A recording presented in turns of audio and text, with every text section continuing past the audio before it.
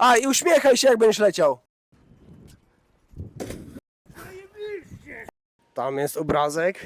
No, my widzieliśmy to. Nie wiem, czy to stoi, czy to pływa. To jest odkrycie tygodnia. Złapał za kil i trzymaj, trzymaj, trzymaj. I nie chcę puścić. Mają nie wracać bez ryb. Wszyscy zginiemy! Wszyscy zginiemy! Naprawdę chciałem się dobrze przygotować do tej podróży. Chciałem wyremontować chciałem, żeby wszystko było na czas, na miejscu. Ale się nie udało, ja nie wiem dlaczego. 7 lat wiedziałem, że wypłynę. 2 lata już naprawdę intensywnie do tego się przygotowywałem. Ostatni miesiąc to nie spałem, tylko i nadal nie zdążyłem. Jest niedziela, jesteśmy po tygodniu rejsu. I jakie plany wczoraj były? Miały być kajaczki, miało być spacerowanie, miało być, co to by nie miało być, całe wolne popołudnie. No ambitny wypoczynek, chill, totalny luz. Zdążyliśmy wyspać się, wstać i umyć. Jest godzina 14 i to jest nasz cały wypoczynek, bo za maks 2 godziny wypływamy. I tak to wygląda. Kiedy będzie ten chill, kiedy będzie relaks, kiedy my zaczniemy odpoczywać. Widziałem na mapach Google taki park kamienia i zdjęcia były świetne. I idę tam, powłóczę nogami, ale idę. To jest jedyne, co chcę tu zobaczyć, nic więcej. Jestem chyba w miejscowości Rosendal.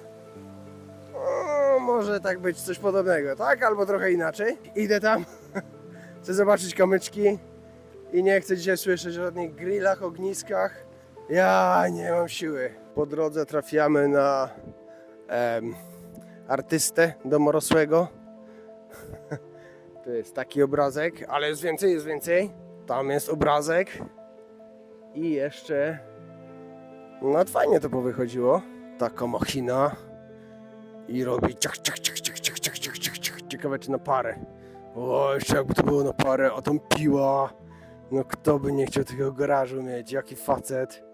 O, byśmy zerżnęli drewno po godzinach, po południu. Nie, w domu by rodzina nas w ogóle nie znała. O, taki garaż. Mega. A w ogóle to chyba Rzymianie to zbudowali. Tu sobie woda płynie, teraz jest skierowana do rzeki, ale można było otworzyć i wtedy to nie jest parowe, tylko wodne. Ale technologia, jak mi się podobają takie technologie, dlatego mam Gauzdala, bo uwielbiam takie technologie z zapomnianego świata. No patent jest. To jest do wykorzystania, nie wiem, podłączę na Gauzdalu do koła zamachowego. Patrzcie, no my widzieliśmy to i tego było bardzo dużo, ale po przecięciu kamienia, czy przeszlifowaniu, ciężko powiedzieć, nie wiem jak oni to obrabiają, ale w środku siedzi to. To nie wiem co to jest, diament, szafir, albo tutaj. Z zewnątrz nie widać, a w środku siedzi jakieś, może nie bogactwo, ale coś tam siedzi, no to wygląda, albo ten. No to jest normalny kamień, ale kto by pomyślał, że w środku, no to jest chyba marmur, to chyba wszystko jest marmur. No nie jestem specjalistą, no ale mi to właśnie wygląda na marmur chyba, całe te skały tutaj, całe to, gdzie byliśmy. My chodziliśmy po fortunie. Wylądowali obcy, a my ich znaleźliśmy jako pierwsi. To jest takie coś wybudowane przy farmie rybnej. To jest takie takie coś, że można tam wejść, zamówić, posadzą ci, zrobią ci jedzenie, a jednocześnie wykład na temat zrównoważonego żywienia. Ogólnie to jest takie bo tam jest farma rybna, o, i to jest jedna firma, wielka firma, Norwegia rybą i hodowlanym łososiem stoi. Robi bardzo fajne wrażenie. Nie wiem czy to stoi, czy to pływa, ciężko jest stwierdzić. No ale ogólnie robi fajne wrażenie. Nazywa się Oko Salomona. Jest położone tutaj, gdzie my jesteśmy. Ja nie wiem dokładnie, gdzie my jesteśmy. Jeszcze rzut oka na ten statek kosmiczny. Tutaj właśnie dostałem informację od suflera, że wejściówka kosztuje 130 zł. I cię napoją i najedzą i jeszcze wytłumaczą różne rzeczy. Tak więc myślę, że warto w jakiejś tam sytuacji. W pewnych okolicznościach wcale nie musi to być wcale tak dużo. Ała, mam obite żebra. Ała. A w ogóle ja dzisiaj w ramach odpoczynku i relaksu oddałem pieczę nad przeprowadzeniem nas do kolejnego portu załogantowi Pawłowi i ja sobie odpoczywam, a on robi robotę i jak czasami ma pytania, to ja mu mówię, żeby nie zawracał mi głowy, przy czym ja to mówię troszeczkę inaczej, ale zasadniczo sprowadza się to do takiego samego sensu. To jest odkrycie tygodnia.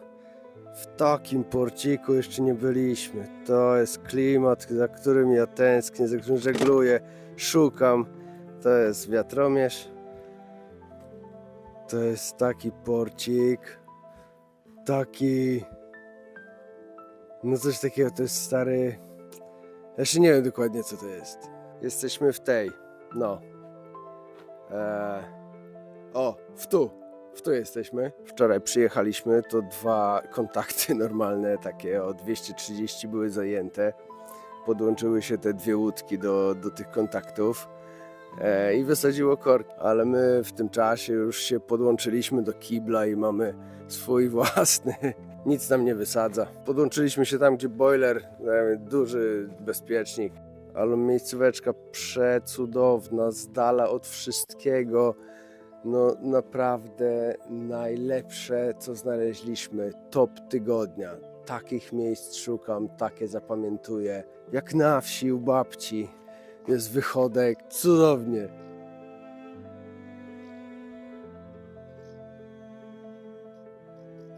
Co istotne, porcik jest bardzo tani. Kosztuje 150 koron razem z prądem, postój, niezależnie od wielkości łódki. Prysznic, pralka i suszarka tylko kosztują dodatkowo. No ale przy cenie 150 koron za te standardy to w ogóle jest jakieś stare muzeum, na którym wybudowano nowe muzeum. Coś takiego to jest. Nie wiem dokładnie co jest, bo się nie wczytywałem. Bo w zasadzie ograniczyłem się do obrazków. Wczoraj jak wchodziliśmy do tej zatoczki, to tak, geodeta tu nie gościł, nie wiedzieliśmy jak to jest głęboko, na czuja powolutku, a się okazało, że to jest ta zatoka, że to jest jakaś głębia Challengera. To ciemność, mrok i bardzo dużo wody. To nie wiadomo ile tutaj jest. Ja nie mam echo, znaczy mam, ale nie zamontowane. Jest głęboko, śmiało, naprawdę polecam dla kogoś, kto chce troszeczkę odjechać od wybrzeża i przyjechać w fajne miejsce klimatyczne, nastawione na wypoczynek, na ciszę. Jedno z moich ulubionych miejsc. Przywaliliśmy kotwicą, gdzieś tutaj, tu przywaliliśmy kotwicą.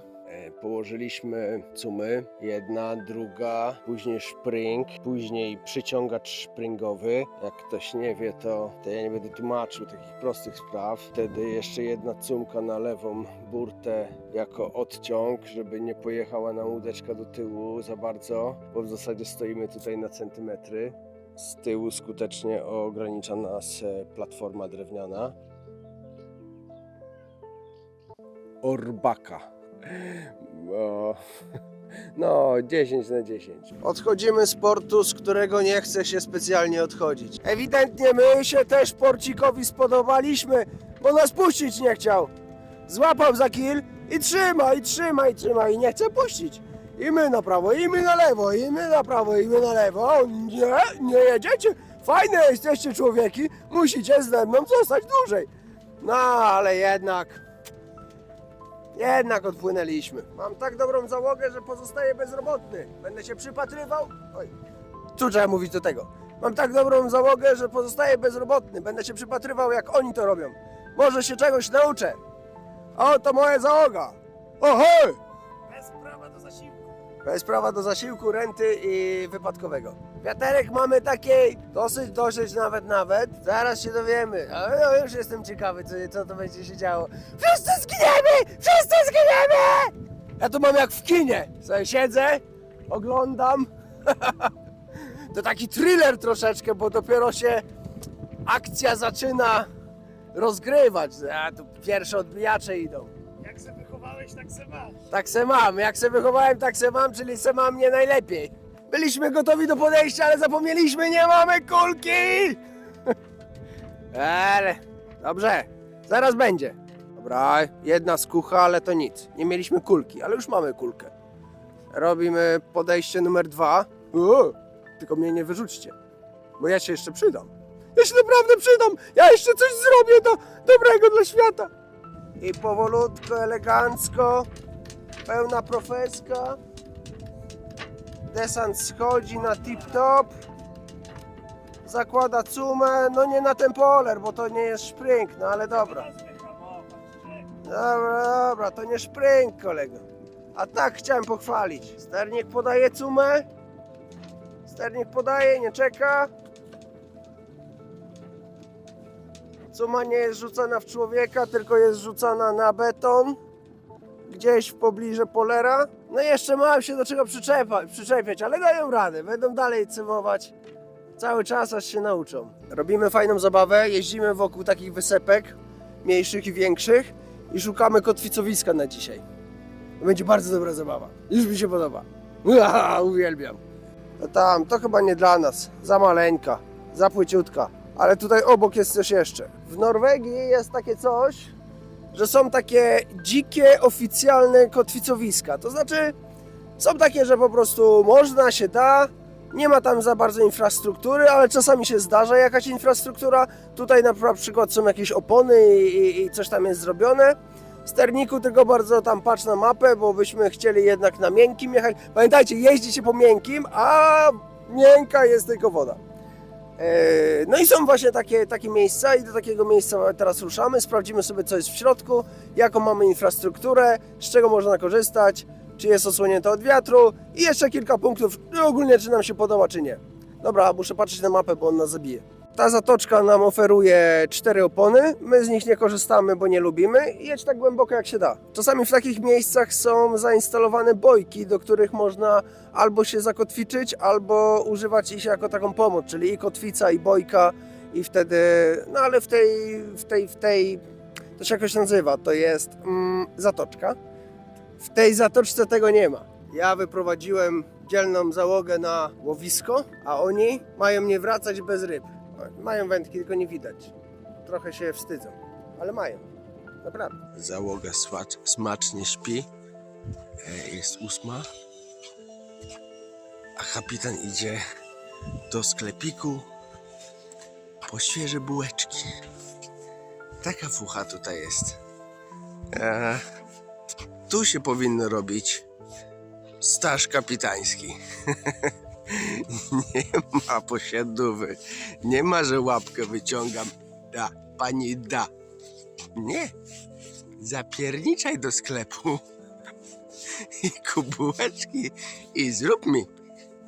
Tak to wygląda robota kapitana.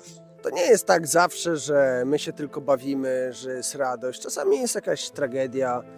Trzeba wrócić, pomyśleć, zastanowić się.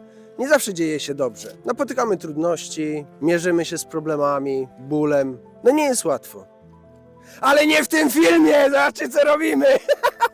Ubieramy gościa. Chodzi o to, że trzeba systematycznie sprawdzać jakość ekwipunku ratunkowego. A dbając o bezpieczeństwo, dbając o naszą załogę, nie o niego, nie z załogą, ale nie o niego, od czasu do czasu trzeba sprawdzić, czy kombinezony ratunkowe są szczelne. Z jakimi myślami się teraz mierzysz? Teletubisie mówią papa.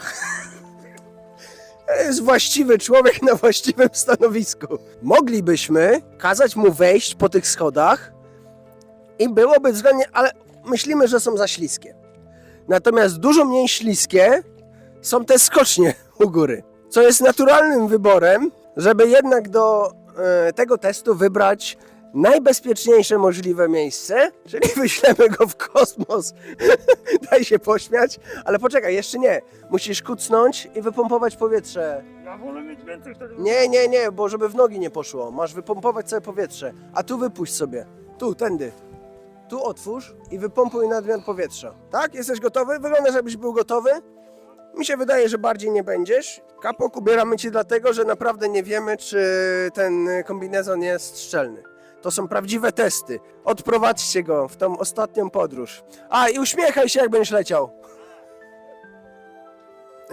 Jak wspomniałem, to jest właściwy człowiek na właściwym stanowisku, bo ja chciałem, żeby skakał z niższego balkonu, a on nie, on na twardziela, to jest chojrak. Jesteśmy gotowi, możesz startować.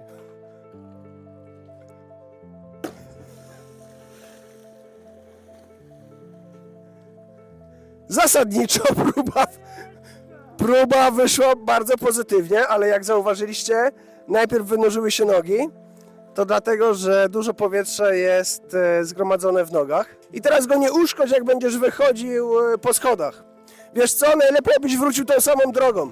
Zajebiście, jeszcze raz. Poszło. Nie wiem. I poszedł jeszcze raz. To jest oszołom, a to niby ja jestem oszołomem. Ja jestem chyba dlatego, że mu na to pozwalam, nie?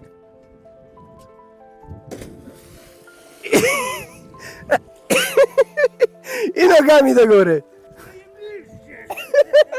Nasz załoga twierdzi, że to świetnie działa, te rękawice jak płetwy, że naprawdę robią robotę i się szybko przemieszcza i łatwo, co ma sens. Jeszcze raz teraz popłynę w górę.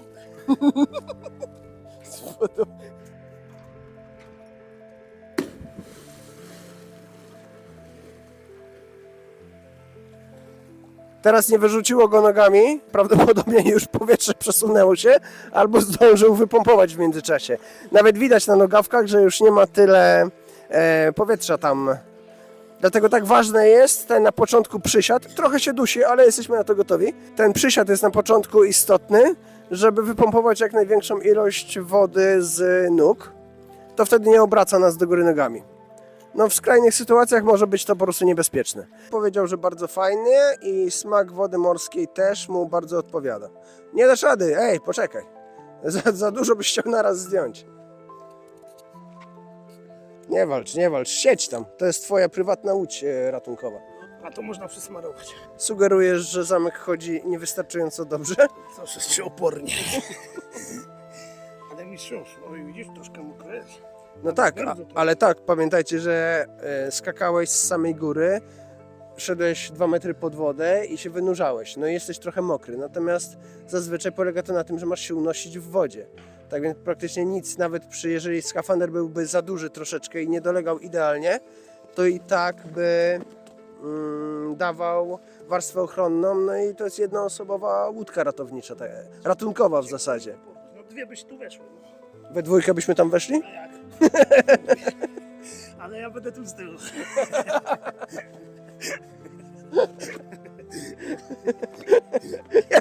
Ja zostaję. Ja zostaję w tonącej łódce. Zapraszam. Na Gauzdallu ćwiczymy różne rzeczy. Mamy jeszcze koło ratunkowe, mamy flary do zużycia. No dobra. To na Sylwestra. Ale przyjedziecie, to poskaczecie. Może z mniejszej wysokości, ale można doświadczyć, bo wszystko na Gauzdallu jest interaktywne. Dotykamy wszystkiego, robimy wszystko i więcej. To, co już wymyśliłem i to, co dopiero wymyślę.